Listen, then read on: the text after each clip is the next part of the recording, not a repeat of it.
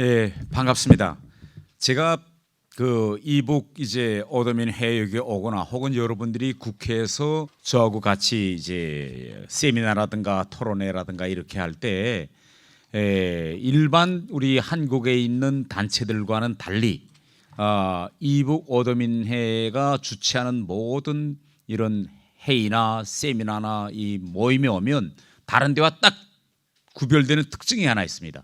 뭔가 하면 이 단상에 올라오시는 분들이 모든 분들이 다 와서 태극기에 먼저 경건하게 인사하고 자기 발언을 시작합니다. 저는 왜 다른 단체들은 이렇게 하지 않는지 저는 좀 안타깝습니다. 그래서 제가 가만 생각해 보니까 여기에 계시는 분들은 그 누구보다도 국가 간에 투철하시고 그 누구보다도 이 태극기가 얼마나 우리한테 소중한 것이냐 하는 것을 일반 우리 국민들보다 더 잘 알고 있기에 스스로 태극기를 바라볼 때마다 와서 경의를 표하고 자기 발언을 시작하지 않느냐, 저는 이렇게 생각하는데 혹시 우리 이북 얻어민회에 그런 룰이 있는지 제가 물은 아직 보지 못했습니다. 예. 제가 오늘 이 과연 우리의 핵무장은 가능한가라는 이러한 강연 주제를 가지고 와서 발언하는데요. 그에 앞서서 좀 몇 가지 제가 하고 싶은 말을 좀 하고 그 다음에 이 핵무장 이야기를 좀 하려고 합니다. 제가 이제 지난번 전당대회 나갈 때 제 주변에서는 많은 사람들이 걱정했습니다. 당신이 지금 전당대회 최고위원으로 나가겠다고 하는데 그건 택도 없는 살이다. 제발 좀 나가지 말아라. 국민의힘에서 강남갑에 공천 줘서 그 보수 텃밭에서 국회의원 되는 거하고 전국을 다니면서 전국에 지지표 얻는 거는 이건 전혀 다른 문제다. 왜냐? 이 대한민국 정치판은 학연, 혈연, 지연 이것이 따라서 이게 움직이지 아무런 연고도 없는 사람이 나가서 전국 다니면서 표를 얻는다. 이건 안 되는 일이다. 그렇게 이야기했습니다. 그래서 제가 아니 야 나만큼 대한민국에 연고가 많은 사람이 어디 있느냐. 나한테는 1천만 이상 가족 1천만 명이 있는데 1천만 이상 가족 이보다 더 큰 연고가 어디 있겠느냐. 아니 딱 경기도에서 태어나고 아니 뭐 강원에서 태어나고 충청에서 태어난 사람만이 대한민국에서 큰 정치인 된다는 법이 어디 있느냐. 나는 그 누구보다도 나는 대한민국에 정말 확고한 콘크리트 지지층이 있다고 생각한다. 1천만의 콘크리트 지지층 이보다 더 큰 지지층이 어디 있겠습니까? 그 제가 빡 나가겠다 내가 우겠는데 여러분들이 적극적으로 힘을 실어줘서 제가 이번에 여당의 최고위원 됐습니다. 감사합니다 여러분 정말. 근데 제가 최고위원 된다며요. 제 나름대로의 뜻 있는 소신 있는 정치를 한번 해보자. 내가 이제 됐으니 평 국회의원도 아니고 평 당원도 아니기 때문에 최고위원은 자기의 할 사명이 있다고 생각합니다. 그래서 제가 전당대회 기간에 당원들과 한 여러 가지 공약 사항에서 첫 번째가 뭔가면 이 정말 이 좌파 성향으로 변하고 있는 이 대한민국의 이 문화, 정치 문화 이걸 내가 타파해야 되겠다. 그걸 하기 위해서는 역사 문제를 이거 똑바로 내가 좀 있는 기간에 규명하고 그리고 가야 되겠다. 제가 계속 전당대회 때마다 이 문제를 계속 지적했고 지금도 그 문제를 지적했습니다. 그래서 지금 제일 논란거리가 되고 있는 게 4.3 사건과 김구 선생에 대한 평가 문제와 관련해서 이제 조만간에 이제 5월달에 저희 당 윤리위가 이제 시작되는데 뭐 저를 징계할지 안 할지는 잘 모르겠습니다. 그러나 이제 지금 현재 전반적인 흐름을 이렇게 쭉 보면 필경 이제 징계윤리위원회에서 징계할 거냐 말 거냐를 이제 논의한다고 생각합니다. 그래서 제가 이런 현 상황을 보면서 야 내가 정말 이걸 바로잡자고 내가 나섰고 소신 있게 활동한 게 정말 내가 잘했구나. 정말 저는 이렇게 생각합니다. 그 징계가 무서운 게 아니라 아니 여러분 생각해 보십시오. 우리나라 헌법이 어떻게 되어 있느냐. 우리 헌법은요. 자유민주적 질서에 기초해서 평화통일 정책을 수립한다 이렇게 되어 있습니다. 우리의 앞으로 미래 지향적 통일도 자유와 민주주의입니다. 자유민주주의 이게 헌법적 가치관입니다. 그리고 이러한 헌법적 가치관에 기초해서 전 세계 민주주의 정당에 어느 정당도 역사에 대한 평가 문제를 가지고 이걸 윤리위에서 해서 징계 내리는 민주정당은 없습니다. 역사 평가는 시간에 따라서 또 보는 사람의 각도에 따라서 달리될 수 있는 논란의 여지와 해석의 여지는 있지만은 이걸 가지고 징계한다? 그러면 이건 민주정당이 저는 아니라고 생각합니다. 개인 당원의 표현의 의사의 자유를 막는다. 그리고 제가 한 모든 발언들은 다 김씨 일가를 공격하는 겁니다.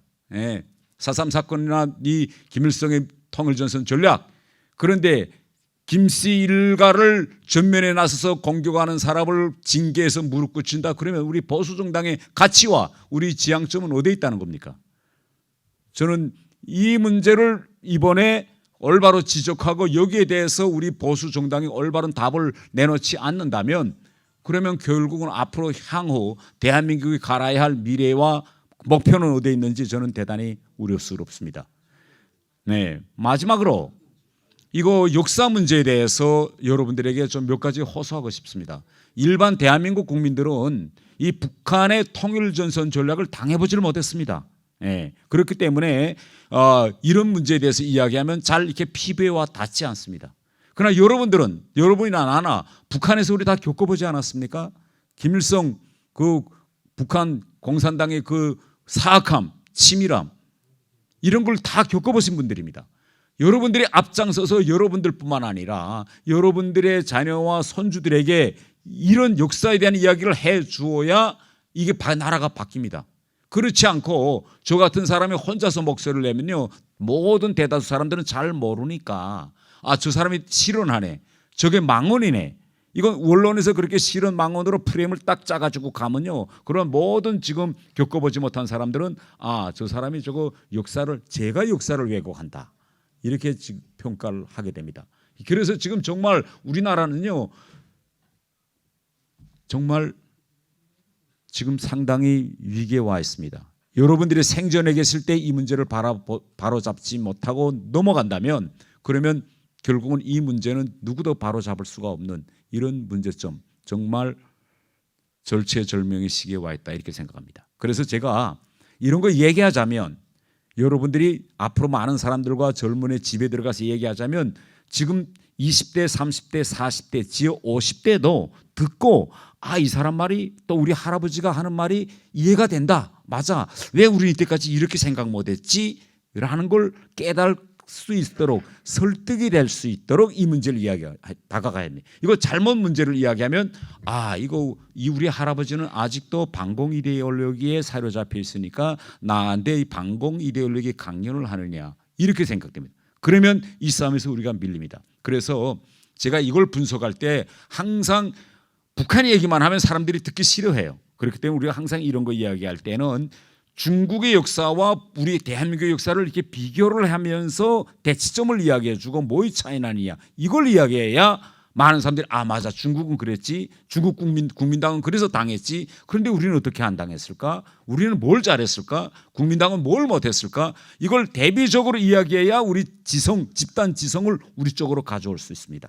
그래서 제가 왜 중국 국민당은 중국 공산당에 당했고 우리는 이렇게 당하지 않고 여기 앉아서 이렇게 제 강연을 들을 수 있는 자유민주 시스템을 만들 수 있었느냐, 이걸 제가 좀 간단히 이야기를 이야기하겠습니다. 자, 중국은 실패했습니다. 국민당이. 왜 실패했느냐, 왜 중국 국민당은 중국 공산당의 통일전선 전략에 당했느냐, 중국 국민당은 공산당이 가지고 있는 그 공산주의 심오한 시스템을 이해를 못했습니다. 그때 당시 우리 이승만 대통령이 이해했어요.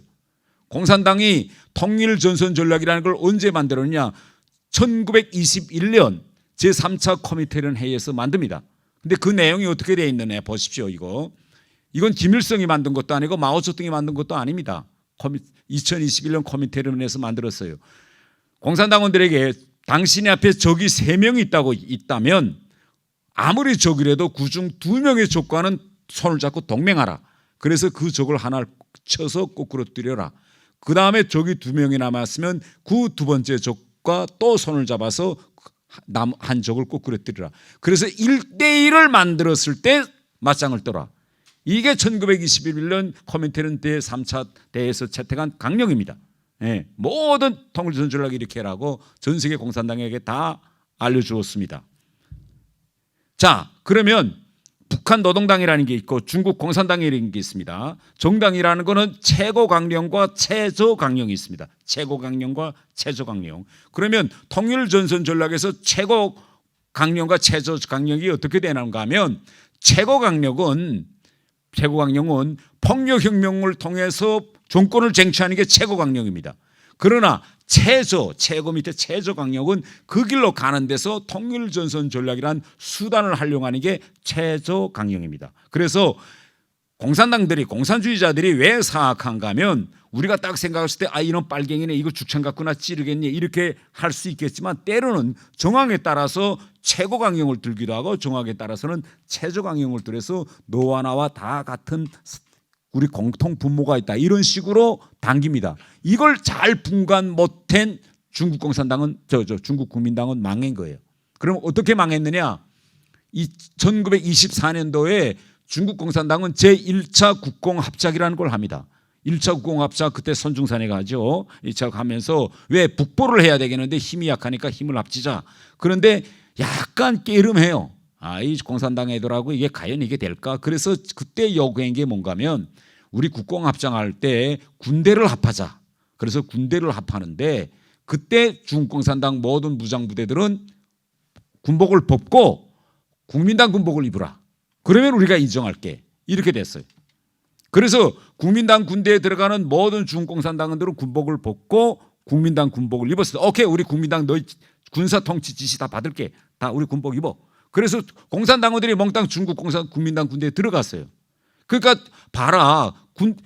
이 세상에 제일 강철 같은 게 군대가 아닙니까? 군사 명령주의 체계에 공산당이 이거 들어왔으니 이게 얼마나 훌륭한 국공합작이냐 이렇게 생각한 거예요. 그래 공산당이 다 지금 국민당 군대에 들어갔습니다. 자, 여러분 항포군관학교라는 거 아시죠? 항포군관학교 교장은 장개석이고 거기에 정치부 주인 누군지 아세요? 부교장 주울레입니다. 예. 예, 정치부 주임이 주울레예요. 예. 그리고 거기에 역사 강자, 철학 강자, 각종 강자들을 내왔는데 이때 유럽에 가서 공부하고 와서 중공산당의 핵심이 있던 인물들이 다 항포군관학교에 가서 모든 교사직 다 차지했습니다. 교장은 장기석인데 그 밑에 모든 학교는 공산당이 차지하고 거기서 국민당 골관을 키워낸 거예요. 장개석이 가만 왔다 갔다 하다가 문 열고 들어가 보면 무슨 하고 딱 들어보고 또 자기 라인을 통해서 귀 기울이고 들어보니까 공산당 선전을 하는 거예요. 국민당이 하는 항포군관학교에서. 예. 그래서 야 이건 아니겠구나. 그다음에 야 지금 군대 어떠냐? 이게 공산당이 우리말 잘 듣느냐? 다 그 공산당이 들어가서 뭐 연대장도 하고 서대장도 하고 사단장도 다 이렇게 됐죠. 나오는 얘기가 뭐냐? 아니 이거 누가 공산당이고 누가 국민당인지 분간을 못 하겠습니다. 군복을 같이 입었는데 어떻게 이거 가려냅니까? 옥석을. 그래서 장개석이가 1차 국공합작을 깨버리는 겁니다. 야 이거 이래서는 안 되겠다.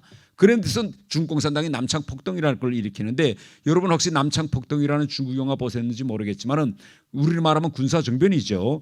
군사정변을 일으킨 중공산당의 군사정변 그때 어디 본 거 보십시오. 다 국민당 부대입니다. 국민당 부대가 들고 일어나고 그다음부터 우리는 공산당 군복입니다 하고 옷 벗고 다시 다 공산당 부대를 입고 갈라집니다. 두 군대가.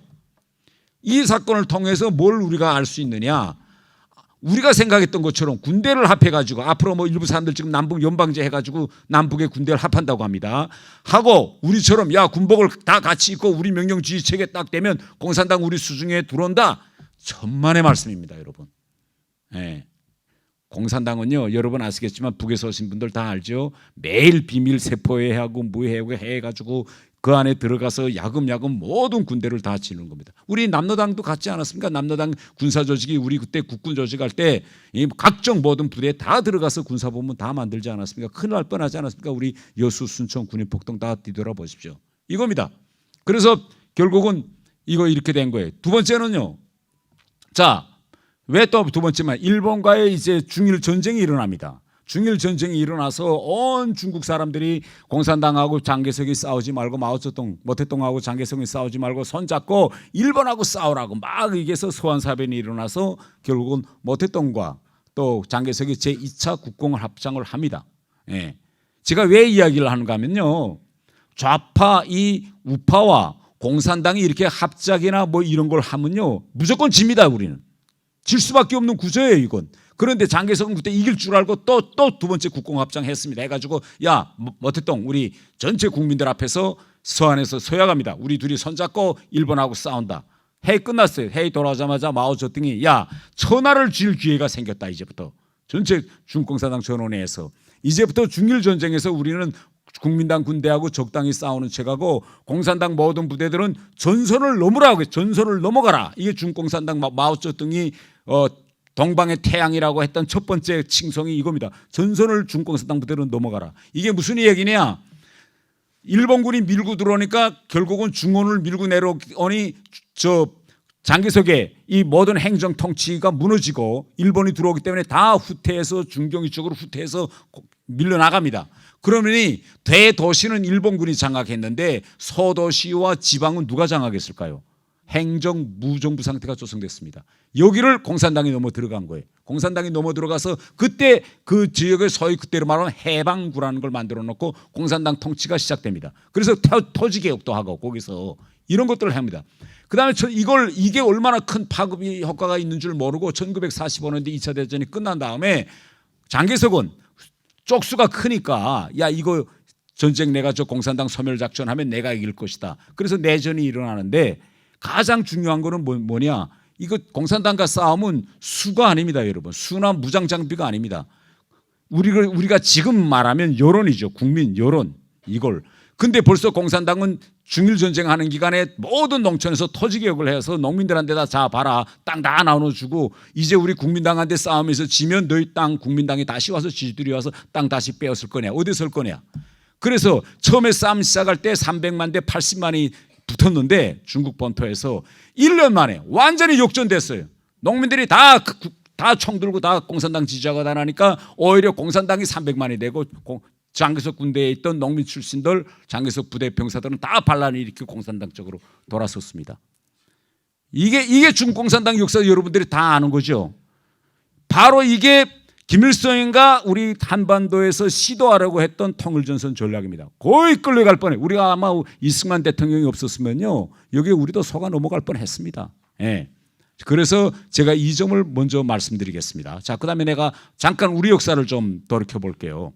이거 대한민국에서요 이거 국가 건립, 국가라는 게 어떻게 수립되고 건립되고 있느냐 이걸 우리의 시각을 가지고 자꾸 북한을 바라보면 안 됩니다.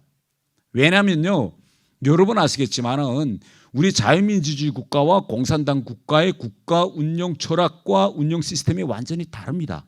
공산당 국가는 당 우선입니다. 행정이 우선이 아니라 당이 N 위에 있고 그 밑에 그러니까 당규가 있고 그 밑에 헌법이 있고 헌법 밑에 입법기관이 정한 법과 각종 조례가 있습니다. 그래서 우리는 그렇게 안 됐어요. 우리는 국가를 만들고 정부를 만들어서 행정통치력을 가지고 그다음부터 사회 여러 가지 개혁 정책 이렇게 이게 모든 나라들의 그런 국가 건립 수립 원칙인데 공산당만은 그게 아니다. 공산당은 당이 권력을 쥐었을 때부터 그거는 국가로 봐야 됩니다. 그런데 지금 우리 한반도에 지금 둘러 쪼개진 분열의 책임을 지금 몽땅 좌파들이 이승만 대통령한테 지금 집중하고 있고 4.3 사건이든 뭐든 이 논란이 왜 우리한테 불리하게 돼 있냐면 이승만 대통령이 먼저 50 단서를 냈고 그다음에 저 8월 15일 날 대한민국 정부를 수립하고 그러다 나니까 김일성도 할 수 없어서 결국은 9월 9일 날 조선민주주의인민공화국을 수립한 거 아니냐. 이렇게 해가지고 보수 우파인 이승만 대통령한테 분열의 책임을 다 넘겨 씌웠습니다.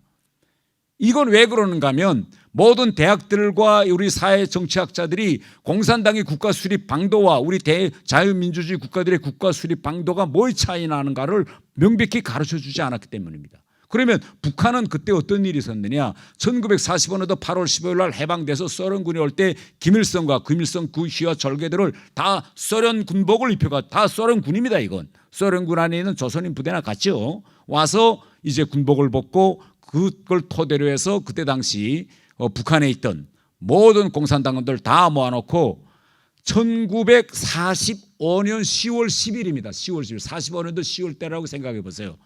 아직 해방이 돼가지고 일제가 우리한테다가 통치권도 정확히 이행하지 않아서 미 군정이 일본으로부터 통치권을 이양받던 이런 시기인데 그때 북한은 45년 10월 10일 북조선 공산당 분국을 조직하고 김일성을 당수로 내세웠습니다. 자, 이제부터 다 공산당들 다 모아놓고 소련군 이제부터 김일성이 당수다. 그러면 1945년 10월 10일부터 누가 북한의 지도자일까요?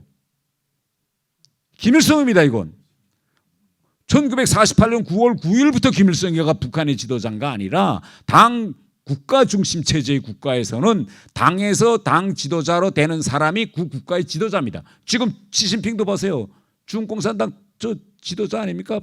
김정은 북한 노동당 지도자. 이게 지금 이게 현실 정치에서 어떻게 반영되느냐? 저는 항상 주장합니다. 왜 김정은 위원장이라고 하느냐? 김정은 위원장이라고 부르면 안 된다. 당 국가는 김정은 총비서라고 해야 된다 이거. 지금 우리 언론에서 그 절대 안 받아들입니다. 좌파가 다 언론 차지했기 때문에 김정은 총비서라고 안 해요. 김정은 위원장. 대단히 잘못된 방향입니다 이거. 예. 그러니까 1945년도 10월 10일 날 그때 북한은 김정은이 됐습니다. 그리고 46년 2월 달에 북조선 임시위원회라는 걸 조직한데 이거는 우리를 말하면 정부입니다. 3월 5일 날 토지개혁 하지 않았습니까? 토지개혁 법령하고 지주들의 토지 다 빼앗고 땅 다 빼앗고 공장 다 산업국의 혁명 공장 다 빼앗고 더 나아가서 남녀평등 이런 모든 사회개혁들을 다 실시하고 러시아에서부터 탱크 들여다가 남침할 공격 준비 다 하고 그래서 우리가 대한민국에서 누가 먼저 국가를 수립했느냐 이 논쟁을 할 때 자꾸 지어 우파 농객들도 나가서 이승만 대통령이 먼저 했다고 자꾸 이야기합니다. 그래서 스스로 우리가 자체로 분열의 분단의 책임을 이승만 대통령이 있다고 우리 스스로가 만드는 겁니다. 이게 아닙니다. 여러분들이 왜 북한에서 나왔습니까? 땅을 빼앗고 종교인들 탄압하고 국가가 정책적으로 군대를 만들어서 치려고 하고 이렇게 돼서 다 온 겁니다. 예. 이 국가 수립 과정에 대한 이 절차와 이거를 우리 자유민주주의와 공산국가들이 뭐의 차이 나는지 그 다음에 이 통일전선 전략에서 우리는 어떻게 안 당하고 살아남을 수 있었고 중국 국민당은 왜 빼앗겼느냐 바로 이 강교한 공산당의 이 전술을 이승만 대통령은 다 들여다봤기 때문에 벌써 북한은 완전히 국가예요. 그러니 이거 미루면 내가 안 되겠다. 그럼 완전히 우리가 당하겠구나. 여기저기서 온 남한 땅에서 이 남로당이 무장폭동을 일으키고 지금 달라붙는데 그래서 우리는 정말 할 수 없는 국려지책으로 대응책으로 만든 게 결국은 이승만 대통령의 50 단선입니다. 이게 역사 팩트라고 나는 생각합니다. 그렇지 않습니까?